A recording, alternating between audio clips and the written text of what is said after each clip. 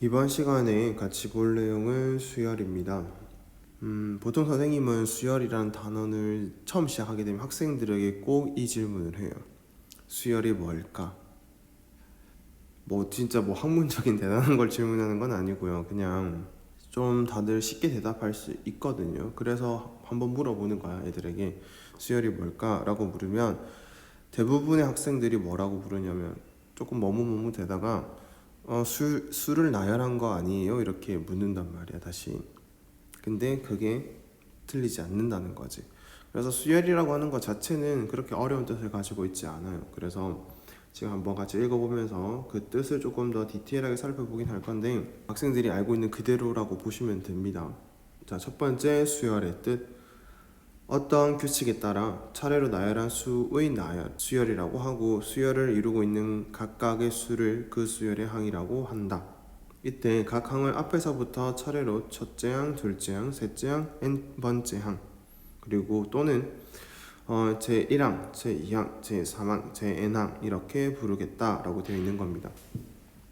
아까 전에 이제 얘기했던 건 크게 다르진 않지. 근데 조금 다를 수 있다면 이런 얘기를 해놨어. 어떤 규칙에 따라 라는 말이 있습니다. 어떤 규칙에 따라 나열한 수를 우리는 수열이라고 부르겠다. 근데 밑에 보면 참고라고 돼 있어서 일정한 규칙 없이 수를 나열한 것도 수열이라고 할 수 있다라고 돼 있어요. 하지만 지금 우리 이제 교육 과정에서 배우고 있는 수열들은 다 규칙 있는 것들을 다룰 거기 때문에 결국은 이 규칙을 해결해 보자라는 것에 이 문제들의 의도가 있다라고 보시면 됩니다. 두 번째는 수열의 종류에 대해서 좀 얘기를 한 건데 디테일한 종류를 얘기를 한 건 아니고요. 그냥 큰 의미에서 유한수열과 무한수열이 있다라고 얘기를 하는 거고, 말에서 이미 알 수 있겠지. 유한이라는 거는 한정되어 있는 거고요. 무한, 한정 지을 수 없는 겁니다. 그럼 뭘 한정 짓고 뭘 한정 짓지 않는다라는 거냐면 항의 개수를 얘기를 하는 거거든요. 그래서 유한수열이라고 하면 항의 개수가 유한계인 수열을 유한수열이라고 하겠다라고 되어 있고, 유한수열에서 항의 개수를 우리는 항수라고 부를 거고 마지막 항을 그냥 끝항이라고 부르자라는 정도로 보시면 되고, 무한수열은 무한히 많은 항으로 이루어진 수열. 됐죠? 자, 그래서 수열의 뜻에서는 크게 언급할 게 없어요. 그냥 저렇구나 정도로 봐주시면 됩니다. 자, 이제 좀 중요하게 봐줘야 되는 건 수열의 일반항이라는 건데, 일단 읽어보고 얘기를 이어가 볼게요. 일반적으로 수열의 항을 나타낼 때는 항의 번호로 붙은 문자열을 이용하여 다음과 같이 나타낸다. 그래서 A1, A2, A3, 땡땡땡, AN. 그래서 이 번호는 조금 작게 써주는 거죠. 이때 제 n항 AN이라는 놈은 n에 대한 식으로 주어지기만 한다면 그 n에다가 1과 2랑 3을 차례로 대입하면 그 수열의 모든 항을 구할 수 있다라고 되어 있습니다. 그리고 여기서 n에 대한 식으로 나타낸 제 n항 AN을 그 수열의 일반항이라고 부를 거고, 일반항 AN인 수열은 간단하게 다음과 같이 나타내자 라고 되어 있는 겁니다. 자, 일단 이게 지금 이 수열 일반항이라는 것, 이거 자체가 우리가 수열을 배우는 이유라고 봐주셔도 됩니다.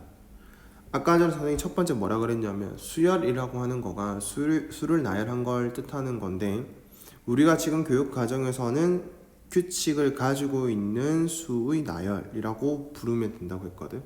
그럼 중요한 건 규칙을 찾자가 되는 건데, 그럼 규칙을 찾자가 목적이라고 했는데 선생님 방금 또 이런 얘기를 했단 말이야. 수열의 일반항이 수열을 배우는 이유다.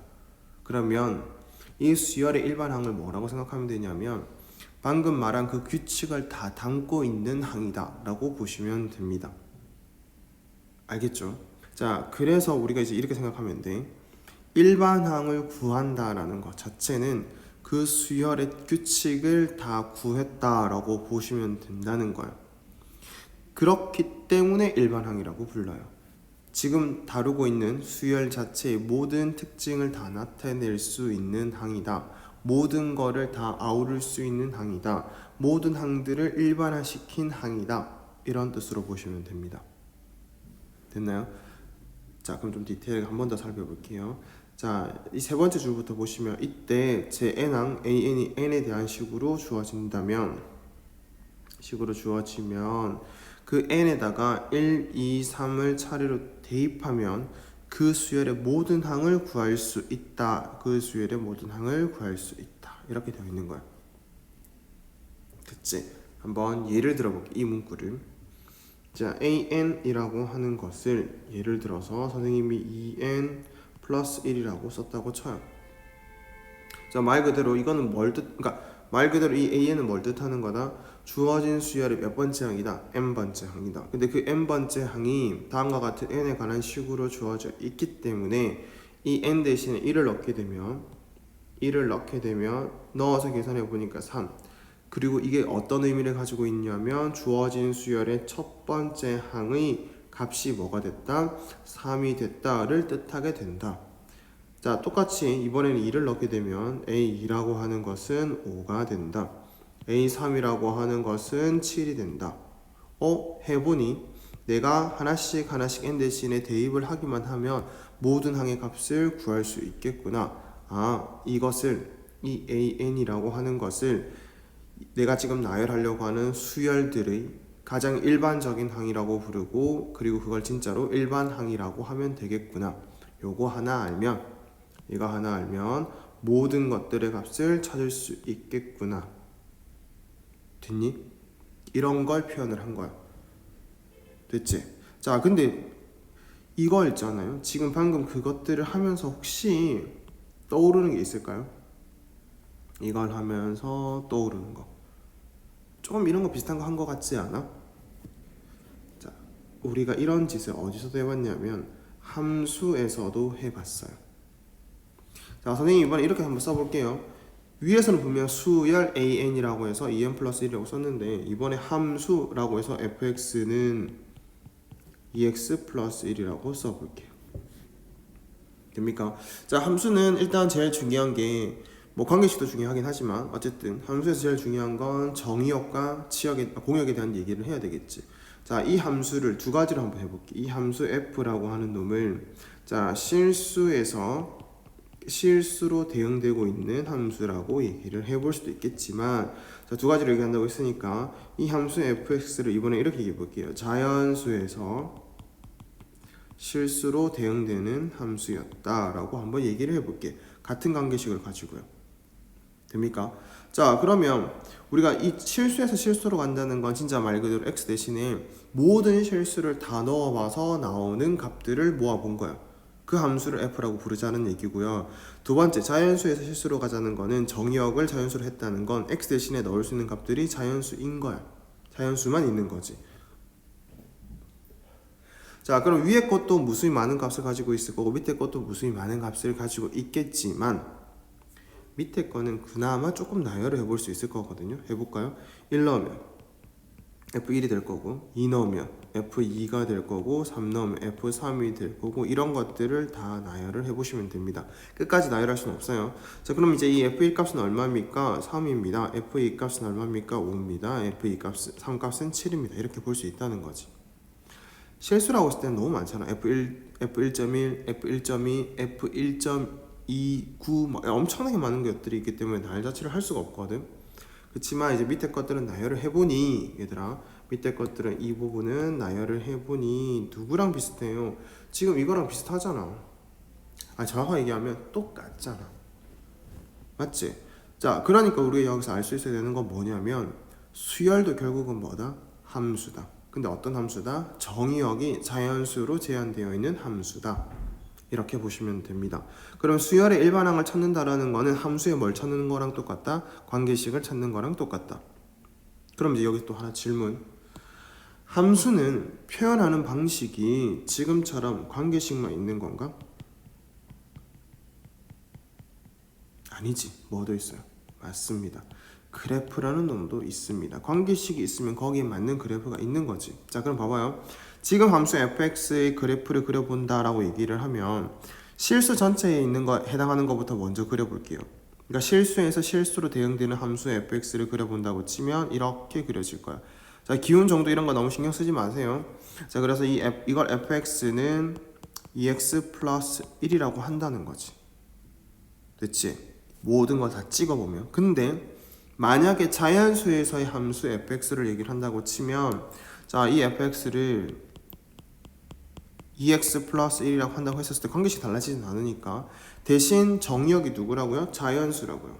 정의역이 자연수야. 그렇기 때문에 넣을 수 있는 게 1 넣었을 때 함수값 찍어. 1 넣으면 1,3이 찍히는 거지. 2 넣었을 때는 2,5가 찍히는 거고 3 넣었을 때는 3,7, 4 넣었을 때는 4,9 이렇게 찍혀 나가는 거야. 다시 얘기하면 함수가 실수 전체라고 놓고 봤을 때는 지금처럼 직선으로 표현이 되지만 함수의 정의역을 자연수로 제한을 걸어두면 그래프가 이렇게 듬성듬성 점으로 찍히게 된다. 근데 그것도 어쨌든 그래프니까 됩니까? 자, 그래서 그래프에서도 이런 차이가 생기는 거야. 됐나요? 여기까지? 그리고 이제 이런 것들을 따로 부르고 싶으면 뭐라고 얘기를 하면 된다? 수열이라고 얘기를 할 수 있겠구나 까지 정리를 하면 되겠지. 자, 그럼 난 지금 선생님은 이 수열의 일반항을 얘기를 하면서 왜 함수 얘기를 하냐라고 생각할 수도 있는데 결국 함수에서 익혔던 내용들, 함수에서 배웠던 지식들을 여기다가도 써먹어야 될 일들이 생긴다라는 거지. 특히나 그래프적인 성질들을 이용하는 것들은 생겨날 거기 때문에 지금 이 시간에 수열의 일반항을 다루면서 일반항이라는 거 자체가 함수의 관계식이랑 똑같은 거고 함수에서 정의역의 범위를 자연수로 제한을 걸어둔 것이 결국 수열이 되는 거구나 라고 생각할 수 있었으면 좋겠습니다. 됩니까? 자, 그럼 우리가 지금까지 했던 내용을 한 번만 더 정리를 해볼게요. 자, 우리가 오늘 배우는 내용은 이 시간에 배우는 내용은 수열이었습니다. 맞지? 자, 그럼 수열이 일단 뭔지부터 다시 한번 얘기하면 수열은 뭐다? 그렇지? 수 또는 그러니까 뭐 수를 나열한 거라고 할 수도 있지만 어떨 때는 문자 자체를 나열한 거일 수도 있거든요. 그래서 이렇게 얘기를 할게요. 수 또는 문자를 뭐 한 것이다? 나열한 것이다. 수 또는 문자를 나열한 것이다. 근데 우리가 고등학교 교육 과정 안에서는 뭐만 다루겠다? 그치? 일정한 규칙이 있는 수 또는 문자의 나열이라고 봐주시면 되겠다. 됐지? 자, 그래서 만약에 우리가 이런 수 또는 수의 나열이 있다고 쳤었을 때 규칙이 있을까요? 없을까요? 있지. 얼마씩 커지는? 2씩 커지는. 그럼 이제 이런 걸 뭐라고 부르겠다? 수열이라고 부르겠다. 그리고 이런 수열을 이 전체를 나타낼 수 있는 표현 방식은 다음과 같은 기호로 나타내겠다. 이게 수열이라는 뜻이거든.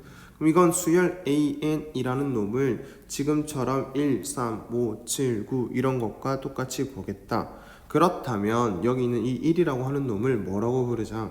맞아요. 첫 번째 항. 그래서 요 놈의 이름을 갖고 얘기를 한다면 AN이라고 정해놨기 때문에 그 이름 갖고 얘기한다면 1은 A1 이렇게 부르시면 됩니다. 3은요?